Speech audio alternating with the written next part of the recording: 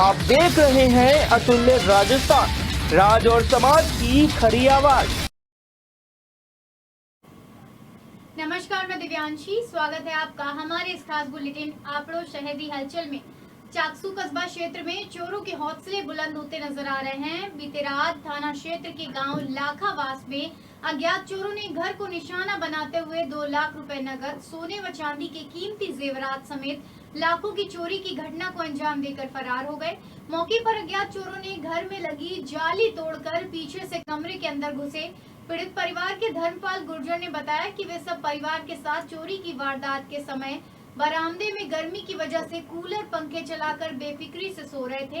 अज्ञात चोरों ने पीछे कमरे में लगे लोहे की जाली तोड़कर अंदर घुसाए, लेकिन कूलर पंखे की आवाज में उन्हें कुछ मालूम ही नहीं चला।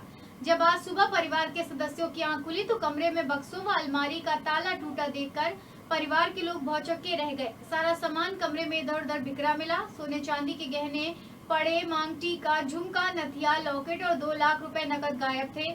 इस चोरी की सूचना चाकसू थाना पुलिस को दी गई, जिसके बाद पुलिस उप निरीक्षक रामचंद्र सैनी ने मौका चोरी वारदात पहुंचकर मामले की छानबीन में जुट गए। मामला हुआ था देर रात को चोरों ने घुसकर पीछे जाली जंगला तोड़ के अंदर घुसे और वहां से सामान 2 लाख नगद और चांदी सोने के जेवरात चुरा ले गए। हमने सुबह उठ के देखा तो सामान बिखरा हुआ मिला हमारे को। स्थानीय पुलिस को सूचना दी। चाकसू ने आके मौका मुआयना किया, पत्रकार को बुलाया, सरपंच साहब मौके पे आए। क्या मामला हुआ था? बंद बारेटा बांध में 2 दिन पहले एक महिला की तैरती लाश मिलने के बाद पुलिस ने आज उसकी शिनाख्त पूरी कर ली। बता दें कि स्थानीय लोगों ने इसकी सूचना गढ़ी बाजना थाने को दी। पुलिस ने पहुंचकर शव को पानी से बाहर निकलवाया था और शिनाख्त के प्रयास शुरू किए। इस दौरान सोशल मीडिया का भी सहारा लिया गया। जानकारी के अनुसार शनिवार को कुछ लोग बंद बारेठा बांध पर घूम रहे थे। उन्होंने एक महिला के शव को पानी में देखा तो उन्होंने इसके बारे में पुलिस को सूचना दी। मौके पर पहुंची पुलिस ने शव को बांध से बाहर निकलवाया और शव की शिनाख्त की। वहीं आपको बता दें कि आसपास के इलाके में महिला की शिनाख्त नहीं हो पाई, जिसके बाद पुलिस ने सोशल मीडिया का सहारा लिया। पुलिस की माने तो मृतका की पहचान मनीषा पत्नी सुरेश जाटव थेरावर कुम्हेर के रूप में हुई। वहीं उसका पति चित्तौड़गढ़ में जेल पुलिस मुख्यालय में तैनात है। पति सुरेश चंद्र जाटव ने बताया कि हाल में 2 माह पहले ही मृतका से उनकी शादी हुई थी। 9 जुलाई को ड्यूटी पर चला गया और पत्नी अपने मायके में रहकर रीट की तैयारी की इच्छा जता रही थी। बताया जाता है कि पिछले 2 दिन से वह घर से अचानक लापता हो गई, जिसकी पति ने तलाश की लेकिन वो नहीं मिली, जिसका पुलिस ने बांध से शव बरामद किया। पुलिस ने पोस्टमार्टम की कार्रवाई के बाद शव परिजनों के सुपुर्द कर दिया।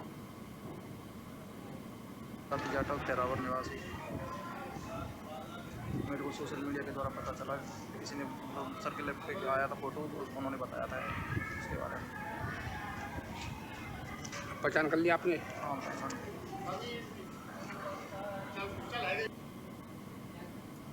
अकलेरा उपखंड क्षेत्र में पिछले 1 पखवाड़े से बारिश नहीं होने से किसानों के माथे पर चिंता की लकीरें नजर आने लगी हैं। गांव में जब से फसल की बुआई की गई है, जब से बरसात नहीं गिरने से फसलें मुरझाने लगी हैं। ऐसे में अब लोग इंद्र देवता को मनाने के जतन करने लगे हैं। घाटोली कस्बे में बरसात के लिए ग्रामीणों ने गांव के बाहर जाकर भोजन बनाया। वहीं गोवर्धन पर्वत और गांव के खेड़ा देवों की पूजा अर्चना कर इंद्र देवता को मनाया गया। इंद्र देव को प्रसन्न कर क्षेत्र में अच्छी बारिश की मंगल कामना की गई। राजगढ़ में जन जन के आराध्य देव भगवान जगन्नाथ महाराज आषाढ़ शुक्ल नवमी रविवार रात जानकी मैया ब्याह रचाकर चौपड़ बाजार जगमोहन मंदिर से निकलकर मंदिर प्रांगण की परिक्रमा करते हुए पुनः श्री मंदिर में विराजित हुई। ऐसी के साथ 7 दिन से चल रहे भगवान जगन्नाथ महोत्सव का समापन हो गया। जगमोहन मंदिर से माता जानकी की विदाई के श्रद्धालु साक्षी बने। चौपड़ बाजार स्थित जगमोहन मंदिर पर रात करीब 9:30 बजे भगवान जगन्नाथ व माता जानकी की पूजा अर्चना व आरती की गई।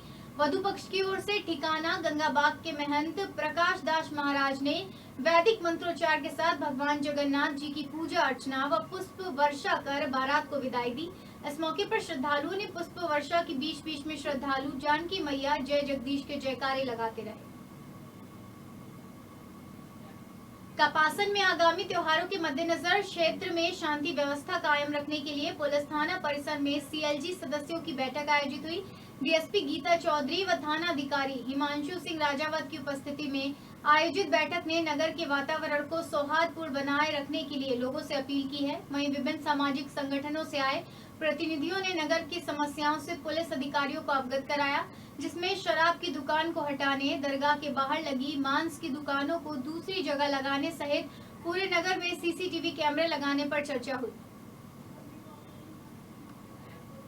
एक तरफ तो लोग पानी की बूंद बूंद के लिए तरस रहे हैं, वहीं दूसरी तरफ पीएचडी व बीसलपुर जल परियोजना अधिकारियों की अनदेखी से दूनी में पेयजल की बड़ी टंकी से पानी ओवरफ्लो होकर व्यर्थ बह रहा है। रोज हजारों गैलन पानी की बर्बादी पर ग्रामीणों की शिकायत के बावजूद भी पीएचडी व परियोजना वाले अधिकारी ध्यान नहीं दे रहे, जबकि दूनी की जनता को 5 से 6 दिन में ही पानी की सप्लाई हो रही है। ऐसे में जल की बर्बादी से लोगों में खासा रोष व्याप्त है।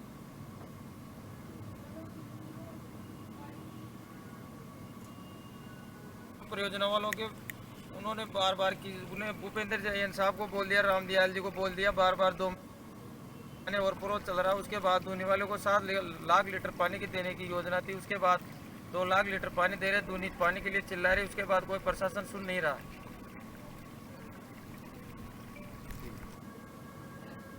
निरंजनी संप्रदाय के संस्थापक और आदि आचार्य दयाल हरिपुरुष जी महाराज की मूर्ति स्थापना पूर्ण वैदिक विधान से किया गया। निरंजनी संप्रदाय के उद्गम स्थल डीडवाना के दयाल आश्रम में स्थित हरिपुरुष के समाधि स्थल पर उनकी मूर्ति स्थापित की गई। इससे पहले 108 कलशों से मूर्ति का अभिषेक किया गया, जिनमें देश की 9 पवित्र नदियों के जल के साथ विभिन्न द्रव्य भी शामिल हैं। इस दौरान देश भर से आए निरंजनी संप्रदाय के साधु कार्यक्रम में मौजूद रहे। आपको बता दें कि निरंजनी संप्रदाय पूरे भारतवर्ष में फैला है और देश भर में इस संप्रदाय के साधुओं ने सैकड़ों मंदिर स्थापित किए, जिनमें तिरुमाला का तिरुपति वेंकटेश बालाजी मंदिर भी शामिल है।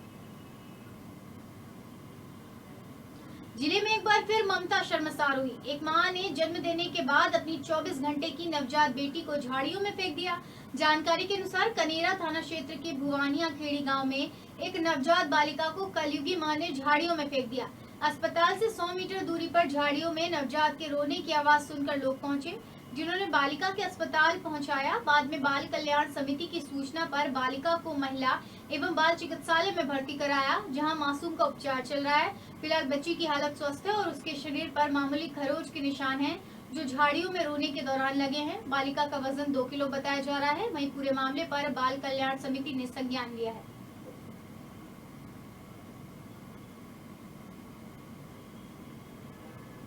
अलवर जिले के राजगढ़ में एसीबी की बड़ी कार्रवाई सामने आई। यहां रेलवे के सहायक अधिशासी अभियंता को 1.5 लाख रुपए की रिश्वत राशि के साथ गिरफ्तार किया गया।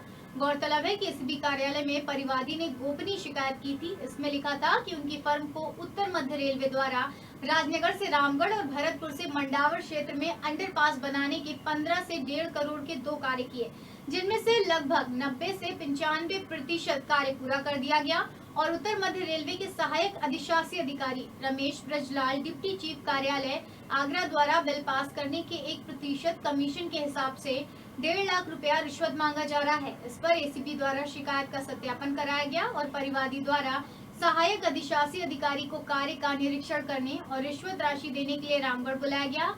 यहाँ एसीपी द्वारा पंचायत समिति के सामने किशन टी स्टॉल पर रिश्वत की राशि 1.5 लाख रुपए बरामद करते हुए गिरफ्तार कर लिया गया। देखिए, परिवादी ने जो कि रेलवे में कॉन्ट्रैक्टर है, परिवादी नाम उसमें गोपनीय रखने की हमें इच्छा जाहिर की, तो उसका नाम गोपनीय रख रहे हैं। उसने शिकायत दी कि जो रेलवे में अधिशासी अभियंता है, सहायक अधिशासी अभियंता रमेश, वो मैंने जो निर्माण कार्य किए हैं, ब्रिज बनाए हैं रेलवे लाइन का, उनके बिल पास करने की एवज में 1% कमीशन के हिसाब से 1.5 लाख रुपए की रिश्वत मांगता है। इस शिकायत का हमने सत्यापन करवाया। सत्यापन सही पाए जाने पर आज हमने ट्रेप कार्रवाई आयोजित की है। आज सुबह आरोपी ने परिवादी को बताया कि आज मैं रिश्वत राशि लेने के लिए आपके वहाँ पर आ रहा हूँ। तो आरोपी आगरा से चलकर, क्योंकि इसका ऑफिस आगरा में है, उत्तर मध्य रेलवे ब्रिज रेलवे के नाम से इसका ऑफिस है, deputy chief engineer bridge line railway Agra से है, वहाँ पे इसका ऑफिस है। वहाँ से ये आया, आकर के इसने जो साइट थी जहाँ जहाँ भी परिवादी ने ब्रिज बनाए थे वो साइट देखी इसने, और सारी साइट देखने के बाद में लास्ट में फिर ये रामगढ़ कस्बे के बीच में चाय की दुकान पर रुका और वहाँ पे चाय पी परिवादी के साथ बैठ के, और उसके बाद इसने रिश्वत राशि 1.5 लाख रुपए जैसे ही ग्रहण किया, परिवादी ने हमको इशारा किया और इशारा करते ही हमने आरोपी को ग्रेप्त किया। सर ये मामला कब का है? मामला परिवादी के जो पेंडिंग बिल थे वो काफ़ी दिनों से पेंडिंग थे, और ये आरोपी अधिकारी उसके बिल पास नहीं कर रहा था, स्वीकृत नहीं कर रहा था, बार बार उस पर दबाव डाल रहा था कि मैं जब आप रिश्वत राशि दे दोगे तभी मैं आपके बिल स्वीकृत करूँगा। इस बात की शिकायत परिवादी ने 30 तारीख को हमें दी। 30 जून को हमने उसी दिन सत्यापन कराया और फिर आज ट्रेड कर रहे थे। पीड़ित पक्ष ने कब आपको मामला दर्ज कराया? 30 जून। 30 जून जी। कोटा हैंगिंग ब्रिज पर तेज स्पीड से आ रहा टोला अचानक पलट गया, जिससे वह मुख्य सड़क से नीचे उतर गया। टोला नीचे पलटी खाया, साथ ही साथ में ट्रोले में सवार ड्राइवर और कंडक्टर भी नीचे गिर गए, लेकिन दोनों सही सलामत निकल आए। वहीं जिस जगह नीचे वह गिरा वहां पर कुछ लोग मौजूद थे, वो भी वहां से भागे और बच निकले। यह पूरा माजरा हैंगिंग ब्रिज टोल पर लगे सीसीटीवी कैमरे में कैद हो गया। उक्त सीसीटीवी फुटेज करीब 2 महीने पुराना बताया जा रहा है, जो रविवार को सामने आया। हैंगिंग ब्रिज टोल पर मौजूद लोगों के अनुसार ये ट्रोला काफी देर से तेज स्पीड से आ रहा था और यह हैंगिंग ब्रिज टोल पर लगी कतार के पीछे था। ड्राइवर ने ट्रोले को रोकना चाहा, लेकिन वह रुका नहीं और कतार से हट गया और पलटी खाकर नीचे गिरा, जिससे कतार में लगे वाहन इसकी चपेट में नहीं आए, वरना बड़ा हादसा हो सकता था।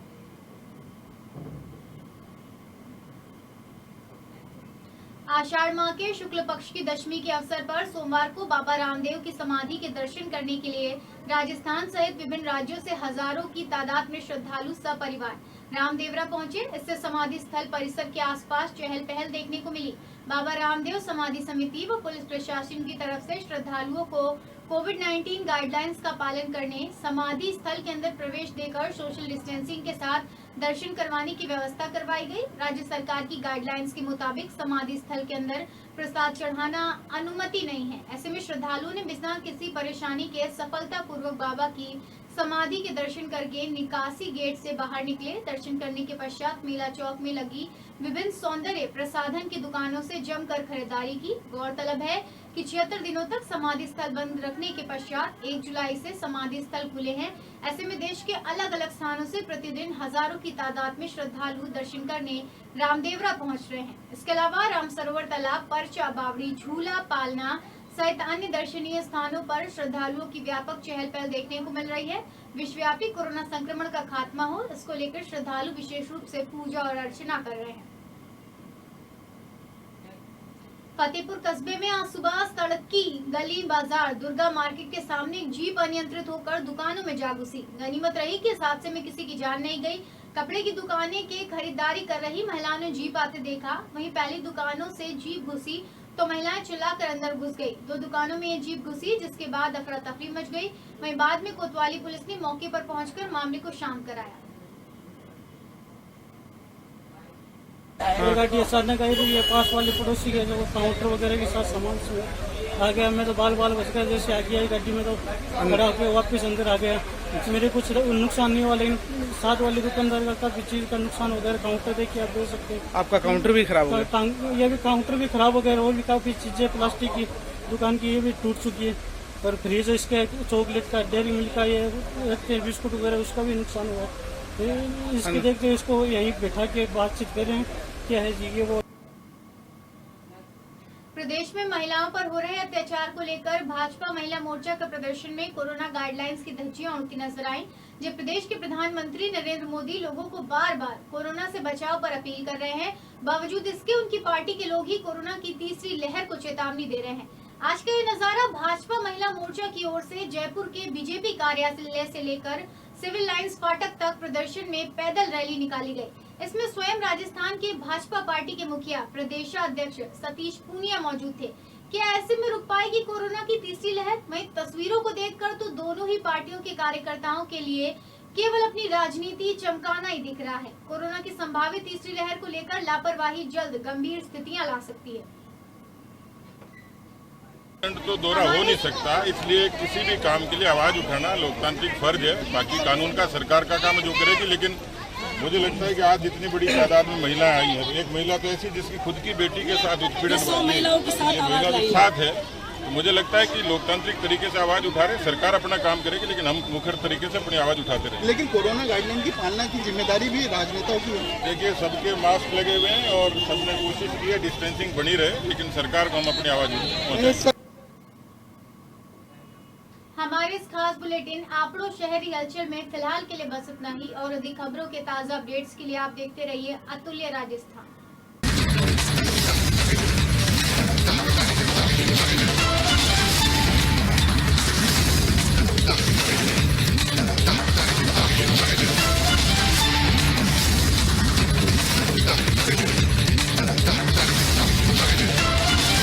आप देख रहे हैं अतुल्य राजस्थान, राज और समाज की खरी आवाज।